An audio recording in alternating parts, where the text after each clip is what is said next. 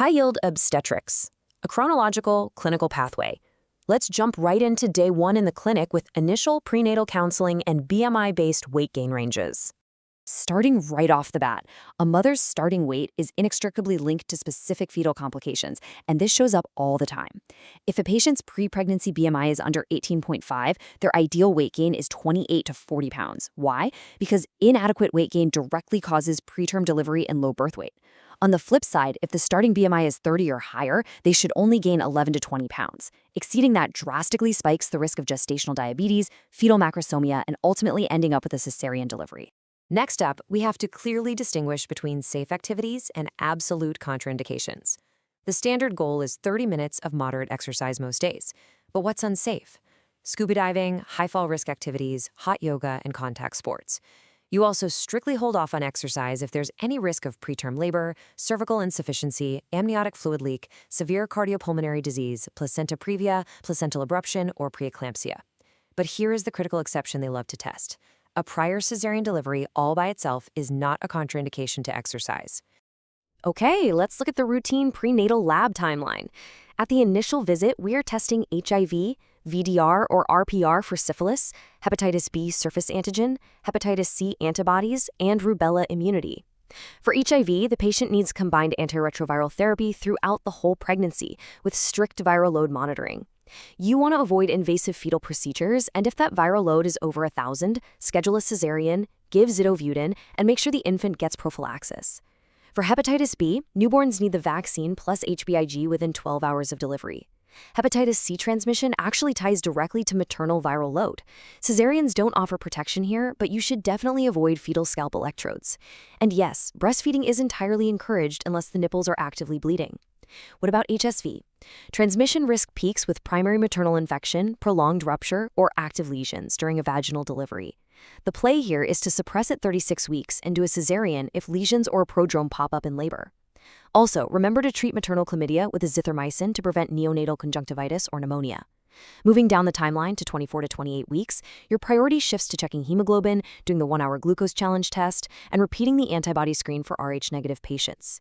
Finally, at 36 to 38 weeks, you grab the Group B streptococcus rectovaginal culture. Moving on to vaccines, the guidelines follow really clear physiological safety parameters. Tdap is given in every single pregnancy after 26 weeks, and the inactivated influenza vaccine is totally safe and highly recommended in any trimester. But live vaccines are strictly contraindicated because of the risk to the fetus. That means absolutely no HPV, no live attenuated flu vaccine, no varicella, and no MMR. So what happens if you find out at the initial visit that a pregnant patient is rubella non-immune? Well, you obviously can't give the live MMR vaccine right then. You have to defer it until the immediate postpartum period. A super high-yield point for the exam is that both MMR and varicella are completely safe to give postpartum, and they are perfectly safe even while the mother is breastfeeding. Let's transition over to Rh alloimmunization. This starts in a first pregnancy if fetal Rh-positive red blood cells manage to enter the bloodstream of an Rh-negative mother. She then generates maternal anti-D antibodies. Now, because these are initially IgM, they don't cross the placenta right away, but over time, IgG seroconversion happens. In a subsequent pregnancy, those maternal IgG anti-D antibodies easily cross the placenta and cause severe fetal hemolysis. This can ultimately lead to hydrops fetalis, which is massive fluid accumulation and high-output cardiac failure or third spacing in the fetus. Rh alloimmunization is a classic cause, but keep in mind the full differential for hydrops also includes parvovirus B19, aneuploidy, severe cardiovascular disease, and alpha thalassemia. This chart breaks down the decision logic for prevention, which revolves entirely around the indirect Coombs test for the antibody screen.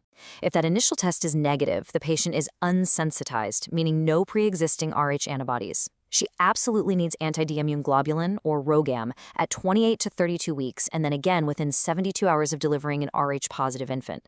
She also unequivocally needs it after any sensitizing event where maternal and fetal blood might mix, like an abortion, ectopic pregnancy, or abdominal trauma. But what if there's a massive maternal fetal hemorrhage, like a placental eruption?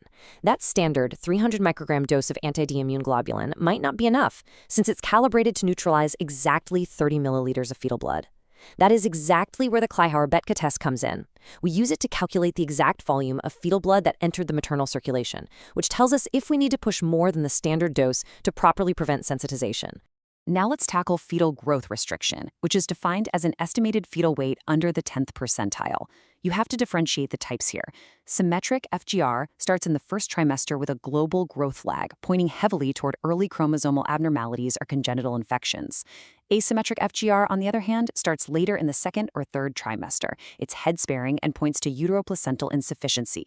Think maternal vascular disease like hypertension, pregestational diabetes, malnutrition, or placental disease. For this, you need serial growth ultrasounds, umbilical artery Doppler, and biophysical profiles. Keep in mind, constitutional smallness will have completely normal Dopplers and normal interval growth. Multiple gestations also heavily impact these pathways. You need to distinguish monochorionic monoamniotic twins, monochorionic diamniotic with a T sign, and dichorionic diamniotic with a lambda sign. Twins carry huge risks for hyperemesis, preeclampsia, gestational diabetes, anemia, congenital anomalies, and FGR. Monochorionic twins specifically risk twin-twin transfusion, and monoamniotic twins risk cord entanglement. If FGR is severe enough to cause intrauterine fetal demise, which is absent fetal cardiac activity after 20 weeks confirmed by ultrasound, you have to evaluate the fetus, placenta, cord, karyotype, Kleihauer-Betz, antiphospholipid antibodies, and maternal coagulation. Leaving a retained fetus in there can trigger severe maternal coagulopathy. Evaluating amniotic fluid volume gives us a direct window into fetal status. An amniotic fluid index under 5 centimeters defines oligohydramnios. This is driven by things like preeclampsia, uteroplacental insufficiency, or NSAID use, and it puts the fetus at severe risk for umbilical cord compression. On the flip side, an AFI of 24 centimeters or higher means polyhydramnios. This is tied to esophageal atresia, anencephaly, maternal diabetes, and multiple gestations. Polyhydramnios carries its own high risks, specifically fetal malpresentation, umbilical cord prolapse, and preterm labor. Shifting gears to congenital infections, syphilis requires universal screening right at the first prenatal visit. We use non-treponemal tests like RPR or VDRDL and confirm with treponemal tests like FTA-ABS. If positive, you need immediate treatment with intramuscular benzathine penicillin G. This is absolutely critical to prevent intrauterine fetal demise and early congenital syphilis signs, which include fetal jaundice, hepatosplenomegaly, profound growth restriction, and that characteristic blueberry muffin rash. Recognizing late congenital syphilis means looking for very specific musculoskeletal and facial findings. While early syphilis might show up with snuffles or a maculopapular rash on the palms and soles, late congenital syphilis has a completely different presentation. You're looking for saber shins, notched Hutchinson teeth, a saddle nose, and sensory neural hearing loss. For rubella, the management is dictated entirely by gestational age. An intrauterine infection before 16 weeks carries a massive risk for the classic triad: cataracts, cochlear defects, and cardiac abnormalities. In these early cases, the clinical pathway dictates counseling the patient on terminating the pregnancy. But if the mother is infected after 20 weeks, the risk drops off so dramatically that simple reassurance becomes the standard of care. Group B strep screening is done via a rectovaginal culture between 36 and 38 weeks. If that comes back positive, or if the patient had GBS bacteriuria in the current pregnancy or a prior infant with a GBS infection, you give intravenous penicillin strictly during labor, not before. If their GBS status is completely unknown, you only give interpartum prophylaxis for high-risk features.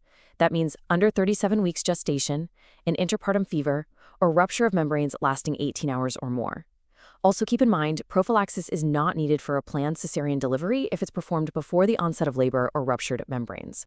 Finally, dealing with penicillin allergies requires exact categorization. If a patient has a mild penicillin allergy, say just a simple maculopapular rash, you can safely switch to a cephalosporin for GBS intrapartum prophylaxis.